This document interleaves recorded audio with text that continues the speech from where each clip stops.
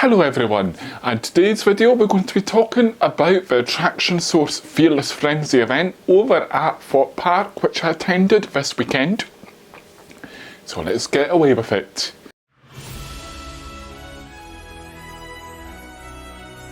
So the day started off at 9 AM where we were checked in. We were given our wristbands for Attraction Source as well as a little badge for the Fearless Frenzy. After that, we walked down to the event marquee, which we got straight into because of the wristband. And we had like teas, coffees, water, squash for everyone. And when you arrived there, you were given an exclusive Hyperia VIP pin badge, which is only about 500 of them which have been created. So it's a very good keepsake for everybody to get. I've proudly added it on to my pin board downstairs as something to remember the event. Not only that, you got 2 undated fast track tickets, which meant if you couldn't use them all during the event, you can come back on a later date and be able to use them. I ended up using one of them for the event and I've kept one. Sadly, you can't use them both for Hyperia, they are excluded. And once 10 o'clock hit, we were taken over to the Swarm to do a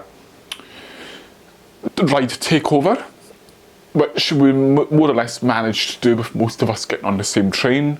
But because the park doors opened, a lot of people sprinted and ran down to the Swarm, so it wasn't fully on a ride takeover, but near enough was. After that, we then chilled for a few minutes or so. Everybody was getting back together, and then we done a ride taker of Flying Fish. Yes, that's right, we done Flying Fish. Probably the busiest that Flying Fish had been for the whole day was because of us in the morning. So that was also great fun as well. And then after that, a lot of people went their own way. So I know some people went over to Nemesis Inferno and done a takeover there. I spent the rest of the day with Anxious Rider, or Peg Adventures is known as now, or aka Darren. So hello Darren, if you're watching this. It was an absolute pleasure to be able to just have a chilled out day and be able to go on a lot of the different rides at our own pace. We were just chatting away and just enjoying ourselves. In fact, we managed to do Hyperia twice in the mainline queue.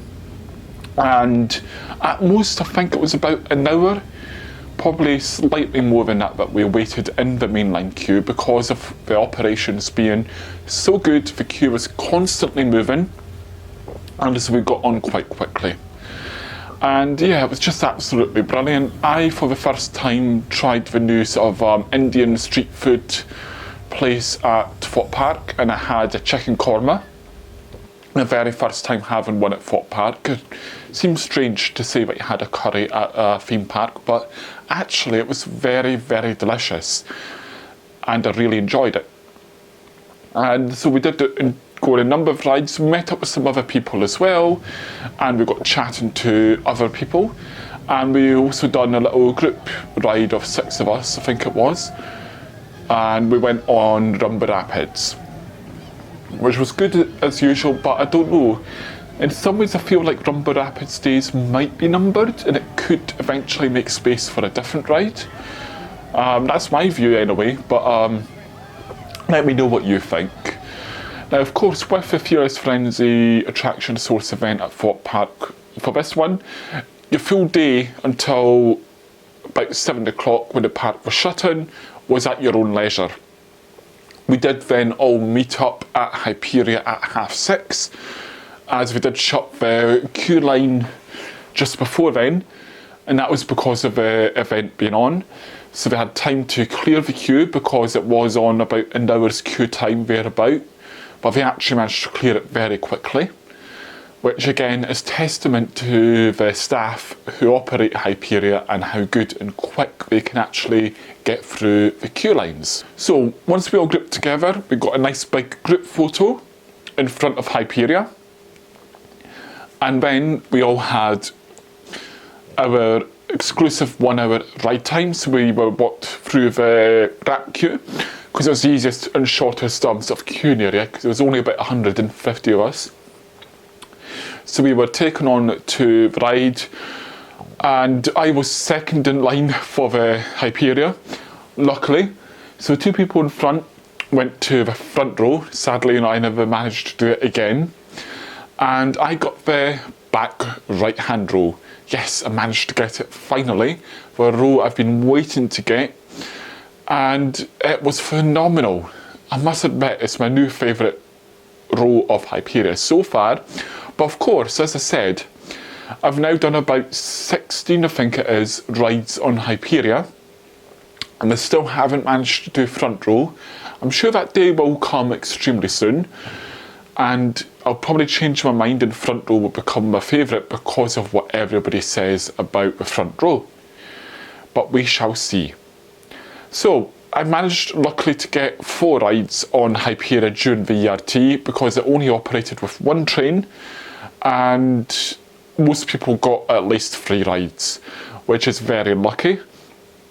And the main reason for it is the engineering team wanted to do their evening checks on one of the trains while the ERT was going on. So you might know that after park shuts, maintenance check of each of the trains just goes through and checks it all to make sure it's still okay and doesn't need any further maintenance or anything like that, so they can be prepared for the following morning. Otherwise, you'd probably find that rides cannot open at 10 AM. And engineers would have to be in a lot earlier in the morning.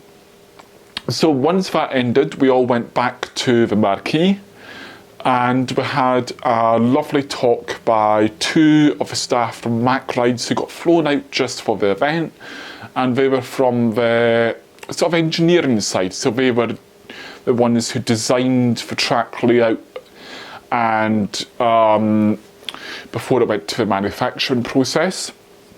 And I think it was about, if I remember rightly, it was about 6 different versions of the ride that Mac proposed to Thorpe Park. One of them was actually very interesting because it had a bigger drop on a final section before the brake run, but because of the space limitations that Thorpe Park had with where the ride was going, they couldn't go any sort of bigger than the ride itself is currently.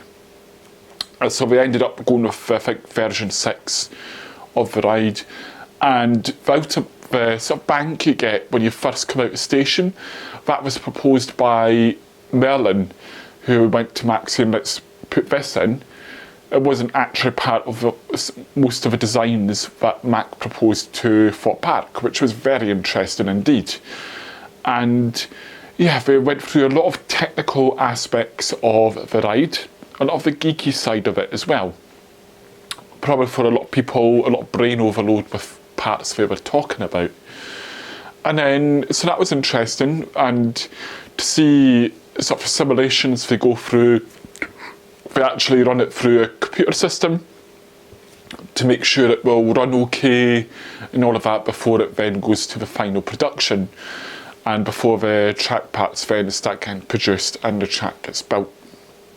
And for them as well, they did say that one of them at least was one of the first people to ride. So when we've seen the videos come out of Mac Rides enjoying the ride for the very first time, that was one of the guys who was at the Fearless Frenzy event, which I have got a picture of with me with him as well. And then after the talk was done, it was the Fearless Club as well. So we had the evening disco, and that was also great music there as well, just chatting, drinking with people, and security were very much enjoying that as well, as they joined in with all the dancing. Well, not all of it, but a lot of the dances, the cheesy ones that came on, security were dancing away as well. I did spot you all, as you can see. So, for the Fearless Frenzy event, I really enjoyed it. I was so happy I managed to get a ticket and also be there. Just be able to enjoy myself being there and just spending time with people, chatting with more people, and spending time with Darren from Peggy Adventures as well, which just made my day. It's something I needed, and it's helped me a lot, cheer me up a lot as well with my mental health. And I do fully recommend the Attraction Source events. I said this before when I went to the one last year at Alton Towers, and that was also absolutely brilliant. I probably won't be at any more this year because it involves me having to stay overnight. We might see though, I might try and get to one and just leave earlier. I don't know yet. And yes, so I hope you have enjoyed this video, just talk a bit about the event itself. I'm afraid I couldn't do much vlogging when I was there, mainly because I was more enjoying my day than anything else, and just taking time to just chill out and not worry about having to do a lot of stuff, although I did get some footage which you've seen throughout the video. Well, hopefully I do see you all again soon. If you do see me, as always, say hello to me. I am friendly, always happy to chat, as most of you know. So I shall see you all again very soon. I will be back at Thorpe Park next month, one of the days, or this month now that this video has gone out.